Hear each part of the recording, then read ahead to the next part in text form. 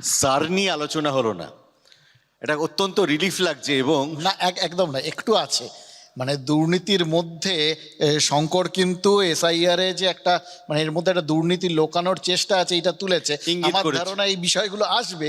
তবে তার আগে কুণালদা যেটা বললেন তার থেকে আমার খুব ভাল লেগেছে একটা কথা শুনে। কুণালদা বললেন যে স্বনির্ভর গোষ্ঠীগুলোর মাধ্যমে প্রান্তিক মহিলাদের উন্নয়নের জন্য যথাযথ ব্যবস্থা করা হয়েছে, সুতরাং তারা আমরা ধরে নিচ্ছি যে আর্থিকভাবে স্বনির্ভর হয়েছেন। আমার শুধু একটাই প্রশ্ন, তাহলে আর ভাতা দেওয়ার প্রয়োজন হচ্ছে কেন? এবার দ্বিতীয়টা হচ্ছে বাকি এখানে শতরূপ, শঙ্কর, রুদ্র এরা রয়েছেন, রিজু রয়েছেন, এটা কিন্তু ওনাদের জন্য যেটা কুণালদা বলেছেন খুব ইম্পর্টেন্ট ব্যাপার। প্রত্যেকেই মোটামুটি কাঁচের ঘরে বসে আছেন এবং কারোরই ঢিল ছোড়া সাজে না।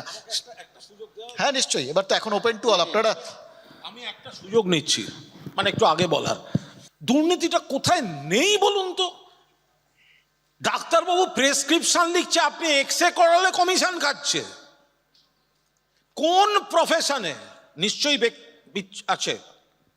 রিজু আইনজীবী বিশিষ্ট, সব আইনজীবী ইনকাম ট্যাক্স দেয়, ক্যাশে পয়সা নেয়, জিজ্ঞেস করুন। আমি দিই বাই দেবে। আমি বলছি তো ব্যতিক্রম আছে। তো কোন মানে এখানে রাজনীতিবিদদের দিকে আঙুল তোলা, কারণ কি রাজনীতিবিদদের সামনে পড়ে যান।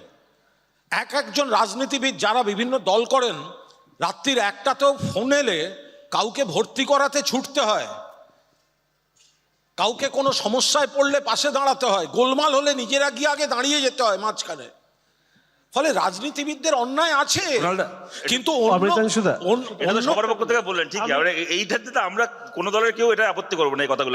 এবার কতগুলো কথা বলি, এটা সম্মত হয়েই বলছি। হ্যাঁ, আমার বক্তব্য বাকি বিভিন্ন পেশায় সেখানেও কিন্তু করাপশন ঢুকে আছে।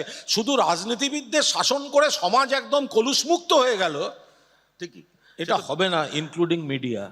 একদম তাই, সেটা ঠিক, সেটা এবার বলতে পারি।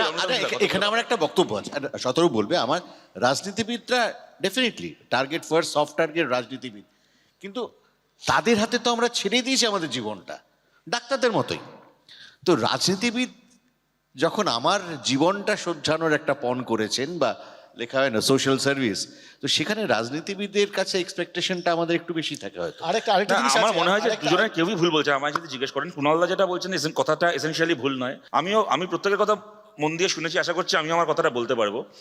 কুণালদার সাথে আমি এখানে সম্পূর্ণ একমত যে বিলকিস বানুর গর্ভবতী অবস্থায় তার পেট চিরে, খালি তাকে ধর্ষণ করা নয়, গণধর্ষণ করা নয়, তার পেট চিরে তার ভ্রূণকে ত্রিশূলে গেঁথে জয় শ্রীরাম বলে একদল লোক নেচেছিল।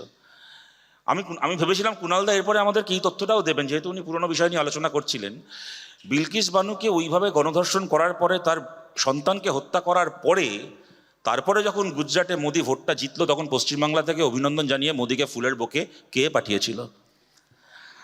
2 নম্বর কথা, যারা অরুদ্ধ আমার কথায় আপত্তি করলো, জানতে চাইলো যে আমরা তো এত বছর ছিলাম, তাহলে আমরা কেন করিনি? ভোটের আগেই না হয় মমতা বন্দ্যোপাধ্যায়ের মাতৃষ্টিমা জেগেছে, আমাদের কেন জাগেনি? অপারেশন বর্গা সরকারে আসার পরেই চালু হয়েছিল, পরের ভোটের আগে চালু হয়নি। সরকারে আসার পরে প্রথম ক্যাবিনেট বৈঠক থেকে সিদ্ধান্ত হয়েছিল ক্লাস 8 পর্যন্ত ফ্রি এডুকেশন, কয়েকদিনের মধ্যে হলো ক্লাস 10 পর্যন্ত, তার এক বছরের মধ্যে ক্লাস 12 পর্যন্ত পশ্চিমবাংলায় সরকারি স্কুলে ফ্রি এডুকেশন। 96 সালে বিধানসভার ভোট হয়েছিল, আপনাদের মনে আছে। পরের বিধানসভার ভোট ছিল 2001 সালে। স্কুল সার্ভিস কমিশনটা কিন্তু 2001-এর বিধানসভা ভোটের আগে ঘোষিত হয়নি, 97 সালে তৈরি হয়েছিল। কেন তৈরি হয়েছিল এ কথা সত্যি, সেই সময় মিডিয়াতেই সমালোচনা হতো। অনেক ক্ষেত্রে দেখা যেত তখন যেহেতু স্কুলের মাথায় যারা বসে আছেন পরিচালন সমিতি, তাদের মাধ্যমে শিক্ষক নিয়োগ হচ্ছে এবং পরিচালন সমিতির মাথায় মূলত বামপন্থী লোকজনেরাই রয়েছেন। অনেক ক্ষেত্রে চাকরি দেওয়ার ক্ষেত্রে বামপন্থী পরিবারের ছেলেমেয়েরা বাড়তি সুবিধা পাচ্ছে, সাহায্য পাচ্ছে, এটা সত্যি কথা। তাই স্কুলে চাকরি দেওয়ার ক্ষমতা যাতে ম্যানেজিং কমিটির হাতে না থাকে, তার জন্য স্কুল সার্ভিস কমিশন তৈরি হয়েছিল ভোটের পরে, পরের ভোটের আগে নয়। টিসিএসে অরুদ্ধা যে তথ্যটা বললো, একসময় কর্পোরেটে চাকরি করতো, আমি বলতে পারবো না, আমার এটা জানা নেই 15,000 আগে ছিল, এখন 52,000 কিনা, সে সংখ্যাটা এদিক ওদিক হতে পারে, ঠিকও হতে পারে, আমি সে তর্কে যাচ্ছি না। আচ্ছা, আমি বলছি আমার জানা নেই এটা, কিন্তু আমি এইটা জানি 52,000 হোক এখন কি 52 কোটি এমপ্লয়ি থাক, টিসিএসটা পশ্চিমবাংলায় এনেছিলেন বুদ্ধদেব ভট্টাচার্যের সরকার, মানব মুখার্জি যখন আইটি মিনিস্টার। ইনফোসিস, যেটা অরুদ্ধা বললো এক্সটেনশন হচ্ছে একটা, ঠিক, যদি কোনোদিন শওকত মোল্লার দয়া হয় তাহলে ওটার কাজটা কমপ্লিট হবে এবং তারপরে নিশ্চয়ই কিছু লোকজন ওখানে কাজ করবেন। কিন্তু ইনফোসিসের প্রথম ইউনিটটা পশ্চিমবাংলায় সেটা হয়েছে বাম সরকারের আমলে। পুরুলিয়ার কথা বললো, ইন্ডাস্ট্রিয়াল হাব যদি হয় খুব ভালো কথা, কিন্তু পুরুলিয়াতে রঘুনাথপুরের ডিভিসিটা এসেছিল আমাদের সরকারের সময়, সেটা তৃণমূল আমলে তোলাবাজির জন্য তারা ঘোষণা করলো যে তোলাবাজির জন্য আমরা এখানে কাজ করতে পারছি না, ডিভিসিকে চলে যেতে হলো। এমএসএমই, ঠিক কথা বলেছে অরূপদা, এমএসএমইতে পশ্চিমবাংলা আজকে 1 নম্বরে। পশ্চিমবাংলা এমএসএমইতে, এটাও কুণালদা নিশ্চয়ই অস্বীকার করবেন না, বামফ্রন্ট সরকারের সময় থেকেই এমএসএমইতে পশ্চিমবাংলা 1 নম্বরে। তন্তুজ তন্তুশ্রী, কুণালদা বললেন বিশ্ব বাংলার কথা, ঠিক কথা। তন্তুজ তন্তুশ্রীর মাধ্যমে তাঁতের কাজ যে মহিলারা করেন বা যারা পুরুষ তাঁত শিল্পীরাও কাজ করেন, তাদের কাজকে খালি বিক্রি করা নয়, তাদের কাছ থেকে টাকা দিয়ে তাদের প্রোডাকশনটাকে কেনা নয়, তন্তুজ তন্তুশ্রীর মাধ্যমে যে প্রোডাক্ট বিক্রি হবে তার প্রফিটের ওপর একটা অংশ তারা পাবেন, সেই তাঁতিরা পাবেন। এই ব্যবস্থা কিন্তু বামফ্রন্ট সরকারের সময় হয়েছিল। যতীন চক্রবর্তীর কথা কুণালদা বললেন, ঠিক কথা।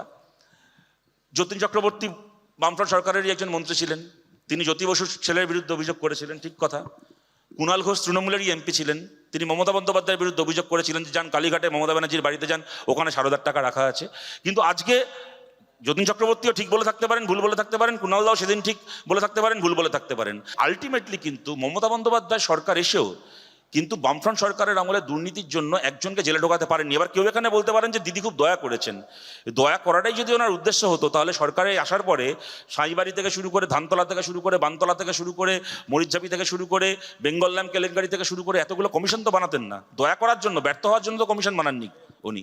সুতরাং ইচ্ছে ছিল, পারেননি। আমার শেষ কথা, ময়নাগুড়িতে তৃণমূলের বোধহয় টাউন প্রেসিডেন্ট না কিছু, তার নাম হচ্ছে বিশ্বজিৎ সেন। যেদিন আপনারা যুবসাথীরা ঘোষণা করলেন, মমতা বন্দ্যোপাধ্যায় যেদিন ঘোষণা করলেন, বোধহয় ফর্ম ফিল আপের ডেট ছিল, তার কদিন আগে উনি তার পার্টি অফিসে দাঁড়িয়ে কর্মীদেরকে বলছেন যে ছেলেমেয়েরা তো আজকাল গুটকাও খায়, মাসে তো 1,000-1,200 টাকা গুটকা খেতে খরচা হয়ে যায়, পুড়িয়া খেতে খরচা হয়ে যায়, তো আমাদেরকে গিয়ে বলতে হবে অন্ততপক্ষে দিদি তোমার গুটকা খাওয়ার, পুড়িয়া খাওয়ার ব্যবস্থাটা করে দিল। TV9-এর খবর থেকে জানলাম।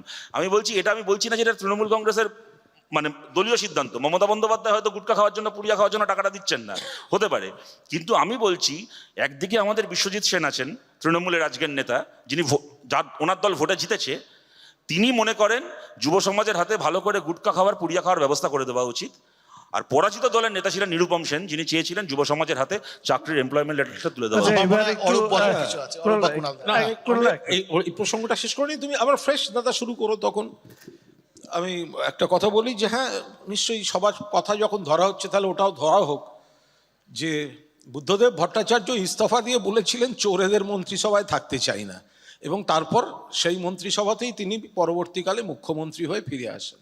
2, পশ্চিমবঙ্গের বিচ্ছিন্ন কিছু এইসব, ও যেটা বলছে ঠিকই তো বলেছে, মানে শতরূপ কেউ খারাপ কথা বলেছে বা কেউ বলেছে, তো বলেছে খুব খারাপ কথা বলেছে, কিন্তু পশ্চিমবঙ্গের বৃহত্তম অসামাজিক কাজ, দুষ্কৃতি এবং জঙ্গি, রাইটার্স থেকে ঢিল ছোঁড়া দূরত্বে, লালবাজারে দূরে রশিদ খানের বাড়ির বিস্ফোরণ, 100-র বেশি মানুষ হতাহত হয়েছিল, সিপিএম নেতারা জড়িত, লক্ষ্মীদেরকে সাসপেন্ড করে দেওয়া হয় তৎকালীন গভর্নমেন্টের মুখ্য সচিব। মানুষ ভুলে যাবে এগুলো? একের পর এক গণহত্যা, বানতলায় গণধর্ষণ, গণহত্যা, মরিচঝাপি থেকে শুরু করে নেতাই নানুর থেকে পর পর পর পর পর পর হয়ে গেছে। সেগুলো কি মানুষ ভুলে যাবে? হয়েছে, এখন যারা আছেন তাদের বয়স কম। তৃণমূল কংগ্রেসে ক্ষমতায় এসে গেছে প্রায় 15 বছর হলো, ফলে এই যে পুরনো ঘটনাগুলো, সিপিএম ক্ষমতায় থাকলে কি কি কাণ্ড করে গেছে, তখন যদি এই ফেসবুক, টুইটার, ফোনের সঙ্গে ক্যামেরা থাকতো, তখন ওই 15 জন 17 জন আনন্দমার্গী সন্ন্যাসী আর 2 জন সন্ন্যাসিনীকে বিজন সেতুর উপর প্রকাশ্যে খুন করে জ্বালিয়ে দেওয়া হচ্ছে, সেই ভয়ঙ্কর দৃশ্যগুলো কিন্তু মানুষ, সেই ডকুমেন্টগুলো থেকে যেত। ফলে ওগুলো এমন একটা জমানায় হয়েছে, সেগুলোকে আপনি নিশ্চিতভাবে বর্ষিয়ান সাংবাদিকদের লেখায় পাবেন, সব কাগজের লাইব্রেরিতে পাবেন।